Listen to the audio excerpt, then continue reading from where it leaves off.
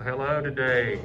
It's Mr. Dawson here. I'm going to be interviewing a very famous person from our history. His name is Theodore Roosevelt.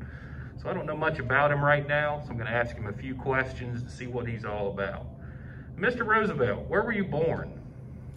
I was born in New York City. New York City. All right. Tell me about your childhood. I had a rough childhood as far as being unhealthy. I was just had no energy. I had asthma. And my father, because I grew up in a wealthy family, he was able to purchase a huge gym, and I just started working out. And before you knew it, I became very strong. I understand you went to one of the more famous universities here in the country. Harvard University. Yeah, very good, very good. And how did you become involved in politics? I wanted to improve society. I thought I could make a difference in politics. So what kind of jobs did you have in government? Well, I was a state senator. I also was the New York City commissioner, and I was governor of New York. Oh, very good, very before good. becoming president. Yeah, so what were you doing when the Spanish-American War broke out? I was the assistant secretary of the Navy. I was always interested in ships. I wrote books about ships. A couple of books I wrote right after I got out of Harvard. Oh. So the war breaks out, so what do you do? I did not want to spend the war years, or the war time, because it was such a short war, behind a desk. So I recruited a special unit, some of my cowboy friends from out west, and we called it the Rough Riders. And it was a cavalry unit, but we fought on foot. We didn't really use horses in battle. Okay, very good. So you formed your own military unit and went down to Cuba, right? Yes, it was a volunteer cavalry unit. And because we had a lot of roughnecks from all over the United States, we were called the Rough Riders. Very cool. All right. Well, tell me about the battle at San Juan Hill. What happened there? Well, this was an important position that was overlooking Havana, Cuba, and it was an important city, and we needed to gain the heights. So we charged up San Juan Hill. We also had the 10th Cavalry, the Buffalo Soldiers, with us, and we were able to gain the heights. Oh, so what is a Buffalo Soldier exactly? Those were African-American soldiers that served in the Spanish-American War, well-trained soldiers, professional soldiers, but because of the Jim Crow laws at the time and the racism of the time, they were segregated units. So it'd be an all-black unit, all-white unit, and black units also served under a white officer. So sad to say, a lot of racism. Okay. In the military. But between you and the Buffalo Soldiers and the Rough Riders, you were able to take San Juan Hill, right? That's correct. Okay, very good. So while you were in Cuba during the war, what kind of challenges did the average soldier face? Not so much the bullets and the battlefield wounds.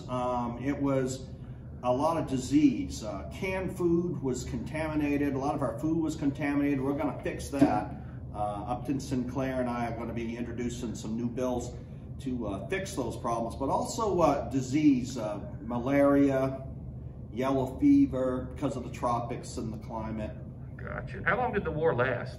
It just lasted a few months, a little over 100 days. So really from April to August of 1898. And of course you were victorious, I understand? Yes, yeah. That's why they called it the Splendid Little War, because we did win every little conflict. Cool.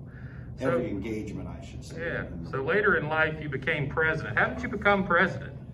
Well, I was vice president, and I was pretty popular because of the Spanish-American War, and I was vice president. President McKinley went to a reception. He was shaking hands in this big receiving line, and unfortunately he was shot. He was assassinated. So I became president in 1901, and I was the youngest president at that time. I was only 42.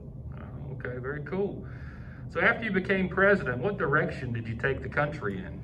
I really wanted to make sure that America was global. I wanted to make sure that we projected our power outwards, so really a big supporter of imperialism. I thought America was a major world power and the world needed to know it. You had a cool catchy saying you used to say all the time. What was that? Well, when dealing with America, speak softly. I always say speak softly, but carry a big stick. In other words, have some backup. That's right. And we had a lot of backup with our New Steel Navy. So we had a strong military, and you had been a vital part in making that happen, from what I understand. Okay, very good. And I also was concerned with making sure that we improve society. Like I said before, we were really big with the food and drug laws and trying to make sure that our food that was prepared safely. And I heard that you were also involved in starting the national park system. Is that correct? Right. Conservation has always been, you know, being a former cowboy and being out west and seeing some of the beautiful land out there, I wanted to make sure it was preserved. Okay. So how did you feel about European nations being involved in North and South America's affairs? Well, go back to the Monroe Doctrine, and pretty much the Western Hemisphere, that's ours, or under our influence. Mm-hmm. So Europe, stay out. We'll be the ones that'll do the policing in that area. Very good, very good. Okay, so I heard that you were famous for a major building project somewhere down in Central America. What was that about? The Panama Canal, and we're going to be talking about that. I think you guys will talk about it in your class. That was a shortcut. So if you were in the Atlantic Ocean, you want to go to the Pacific, instead of going way down to the bottom of South America, now you're going to go right through Panama. Very cool. So it's going to cut down tremendously the length of the trip. Wow, and you made that happen. That's amazing. Okay. So I heard you were shot during a campaign for president. Tell me about that. I was ready to make a big speech, and I had about 40 pages of a speech, a whole bunch of paper, and something like this, and it was all crunched up. And I had it in my pocket of my sports coat. I also had my glasses case there as well. And an individual, I'm getting ready to speak, an individual came up and fired a pistol shot, probably a little longer than probably 20 feet away.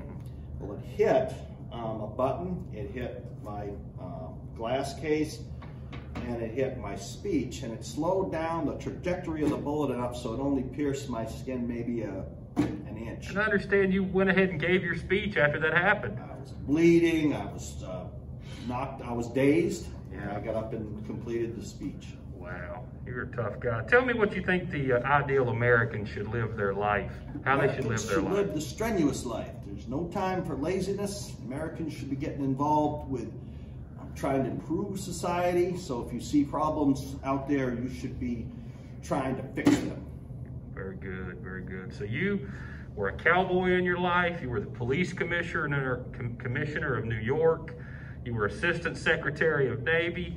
You were Vice President, then President of the United States. So after all that, what did you do with the rest of your life in your later years? I love to travel. I went to travel to Africa, but my most memorable trip was on the Amazon, exploring the Amazon River and going deep into the rainforest. Almost met my death there several times with disease, big snakes. It was a rough time, but I was lucky to come back and return and to write another book about it. President Roosevelt, we just really want to thank you for your time today and giving us this excellent interview. Glad to be here. What an exciting and life that you lived, and you can be an excellent example for all of us. Thank you, sir. Thank you.